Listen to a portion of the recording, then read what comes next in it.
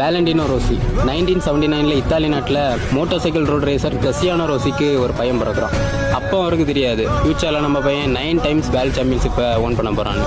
1996 Rousey ஃபஸ்ட்டாக racing ஃபீல்டில் கால் எடுத்து வைக்கிறாரு, அதுவும் 17 வயசில். 1997 125cc கேட்டகரி ரேஸில் அவரோட ஃபர்ஸ்ட் வேர்ல்டு சாம்பியன்ஷிப்பை ஹோல்ட் பண்ணுறாரு, அதுவும் அப்ரிலியாக்காக. 1996 to 2021 வர அப்ரிலியாவுக்கு 2, ஹோண்டாக்கு 3, யமகாவுக்கு 4ன்னு 9 டைம்ஸ் வேர்ல்டு சாம்பியன்ஷிப் அடித்த ஒரே மனுஷன் வேலண்டினோ ரோசி மட்டும்தான். அது மட்டும் இல்லாமல் 3 டிஃப்ரெண்ட் கேட்டகரியில் வேர்ல்டு சாம்பியன்ஷிப் அடித்த ஒரே ரைடர் ரோசி மட்டும்தான்.